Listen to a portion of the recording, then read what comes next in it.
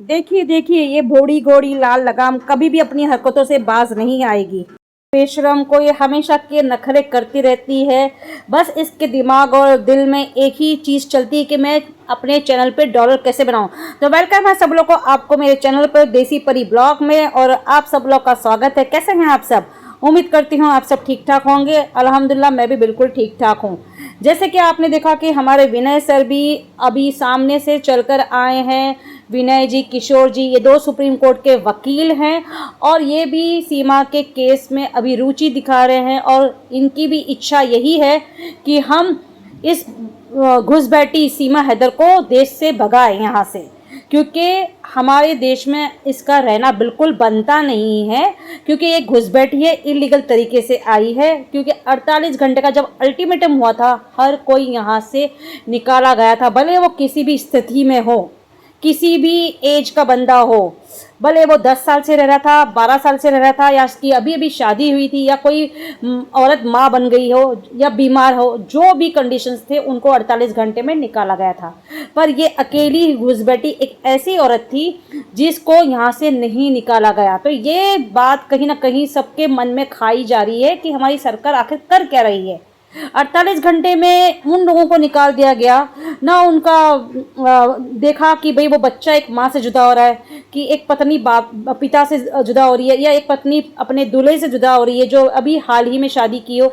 कुछ नहीं देखा गया और इन्हें जाना पड़ा अपना हमारा भारत छोड़कर अपने मुल्क। कई लोग तो ऐसे थे जो अपने पाकिस्तान वतन को कई साल पहले छोड़ दिया था, उनका कोई भी नहीं है वहाँ पर, फिर भी उन्हें वहाँ जाना पड़ा। तो सोचो उनकी क्या कंडीशन होगी। तो ऐसे हमने सिचुएशन देखे हैं जब अचानक 48 घंटे का अल्टीमेटम हुआ था और लोगों को यहाँ से निकाला गया था।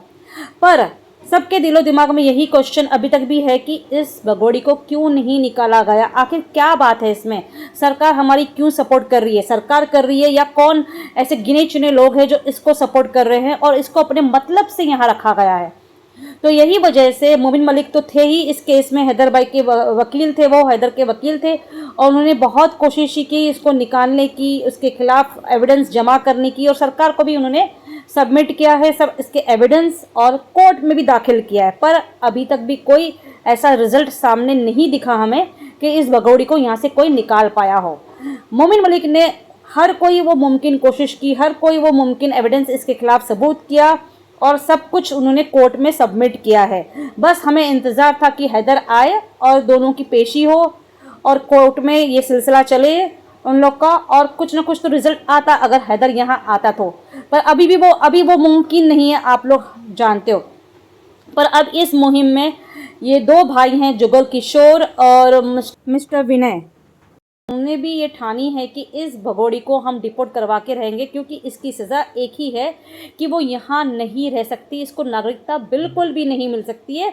तो उन्होंने भी ठाना है कि इसको हम डिपोर्ट करवा के रहेंगे, और इसके साथ साथ उन 350 लोगों को भी डिपोर्ट करवाएंगे जो आज से 2007 में क्रिकेट देखने के बहाने भारत में आए थे और यहीं के रह गए हैं। तो जब 500 लोग 2007 में क्रिकेट देखने के बहाने आए थे, उसमें से सिर्फ और सिर्फ 100 लोग को डिपोर्ट किया गया था, या 100 लोग यहाँ से चले गए थे। पर उसमें से अभी भी 350 लोग ऐसे हैं जो यहीं पर अपना घर बसाए बैठे हैं, और हमारी सरकार उन्हें भी अभी तक डिपोर्ट नहीं की है किसी वजह से। पता नहीं क्या बात है कि हमारे दिल्ली जैसे एक जो राजधानी है, कैपिटल राजधानी है भारत की, ऐसे सिटी में 20 लाख लोग इलीगल तरीके से बैठे हैं। अब जब ये मैं आंकड़ा सुनती हूँ तो मेरा दिमाग बिल्कुल काम नहीं करता। 20 लाख लोग घुसपैठी हमारे देश में बैठे हैं। सोच सकते हैं आप लोग कि हमारे देश में क्या चल रहा है और हमारी सरकार क्या कर रही है, इन्हें भगा क्यों नहीं रही है। तो ऐसे ही नहीं हमारे भारत की आबादी बड़ी है, आप समझ सकते हो, ठीक है। तो फिर भी तो अभी देखो, अभी ये भी वकील आ गए हैं और ये कहना, अभी उन्होंने भी जब सीमा के केस में इंटरेस्ट दिखाया और सीमा के केस में अभी हमें अपडेट्स दे रहे हैं, तो हमें कहीं ना कहीं ये सब चीज़ें पता थी पहले, जो हो चुकी है, जो मोमिन मलिक ने कर चुके हैं, वही अपडेट्स हमें मिल रही है। हाँ, इन्होंने एक एक्स्ट्रा कोशिश ये की है कि सरकार को इन्होंने एक एप्लीकेशन फॉरवर्ड किया है ये जानने के लिए कि इस भगोड़ी को यहाँ से डिपोर्ट क्यों नहीं कराया गया। इतना क्रिशल सिचुएशन पैदा हुआ था 48 घंटे में, उस सिचुएशन में भी इन लोग को डिपोर्ट नहीं कराया गया। तो सरकार से उन्होंने जवाब मांगा है और सरकार का फ़र्ज़ बनता है कि कोई भी बंदा अगर सरकार को सब जवाब पूछता है तो उनका फ़र्ज़ बनता है जवाब दे, जवाब ज़रूर आता है। ये विनय सर का कहना था, आखिर में जवाब आ ही गया। और सरकार ने ये तरफ से जो लेटर आया था उस लेटर में भी यही लिखा था कि हमारी लीगल टीम के द्वारा आपको पूरी इन्फॉर्मेशन दे दी जाएगी। तो हमें वहाँ से भी जवाब की तलब है। फ़िलहाल हमारे विनय सर ने ये भी बोला कि मैं सुप्रीम कोर्ट को भी इसके डॉक्यूमेंटेशन जमा कर रहा हूँ सीमा के, और वो भी डॉक्यूमेंटेशन फॉरवर्ड करूँगा, उसके अकॉर्डिंग भी मैं वहाँ से बहुत से जवाब पूछूंगा और सुप्रीम कोर्ट में जब ये मैं डॉक्यूमेंटेशन पेश करूँगा उसके हिसाब से बहुत से ऐसे लोगों को बुलाया जाएगा कोर्ट में इस बात की पुष्टि करने के लिए कि इसको यहाँ से क्यों नहीं डिपोर्ट कराया गया और ये यूपी स्टेट में अभी तक क्यों है। तो जाहिर बात है उस वक्त हमारे सीएम योगी जी भी हाजिर होंगे, उनको भी पूछा जाएगा, उनको भी जवाब देना पड़ेगा कि उनके स्टेट में ये इलीगल तरीके से आई औरत अभी तक मौजूद क्यों है। तो इस तरह का वो चलो आगे बढ़ के एक मुहिम चला रहे हैं, एक उन्होंने स्टेप फॉरवर्ड लिया है। पर कहीं ना कहीं मुझे लगता है कि इस केस में घूम फिर के वही बातें हो रही है, वही बातें चल रही है। अब क्योंकि मोमिन मलिक ने कई बार कहा था कि इस केस में अभी करने के लिए कोई भी चीज़ मैंने बाकी नहीं छोड़ी है, बल्कि मैंने ऑर्डर भी लगवा दिया है बच्चों का, सिर्फ हैदर आके बच्चे ले जाना बाकी है। तो अभी इस केस में करने के लिए कुछ भी नहीं है। तो हम उम्मीद करते हैं ये दोनों वकीलों से कि आप कुछ अलग चीज़ करके दिखाएं, नहीं तो बातें वहीं वहीं गोल घूमती रहेगी और फिर आप बोलोगे कि हमारे वीडियो को सब जगह शेयर कीजिए, पोस्ट कीजिए। तो यही सब चलते रहेगा क्योंकि मोमिन मलिक ने कभी भी कोई चैनल नहीं चलाया है, आप सब लोगों को पता है। उन्होंने चैनल को मोनेटाइज भी नहीं किया था, बस हम जनता को सही अपडेट देने के लिए वो आया करते थे।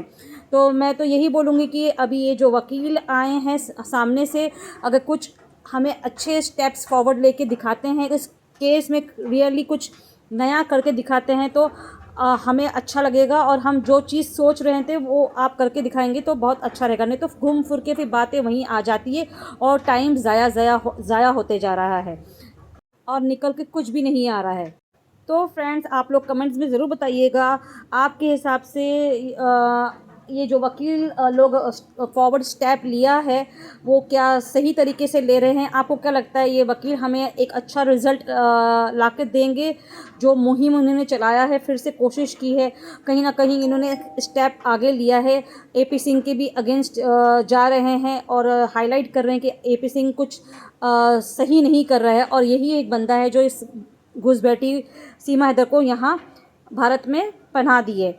तो आपको क्या लगता है कमेंट में ज़रूर बताइएगा। हमें कुछ नई चीज़ देखने को मिलेगी और ये केस कुछ नया मोड़ लेगा, कमेंट्स में ज़रूर बताइएगा। और फ़िलहाल मैं ये उम्मीद करती हूँ हमारे विनय और कुशल वकील से कि इस केस में प्लीज़ आप कुछ ऐसा करके दिखाएं जिसकी हम कामना कर रहे हैं। जल्द से जल्द इस भगोड़ी पे ऐसा कुछ एक्शन हो कि वो डिपोर्ट हो जाए। तो फिलहाल आप लोगों को कैसा वीडियो लगा कमेंट्स में ज़रूर बताइएगा और चैनल पर नए हैं तो प्लीज़ सब्सक्राइब करके जाइएगा। तब तक के लिए बाय, खुदा हाफिज़, अपना बहुत सा ख्याल रखिएगा।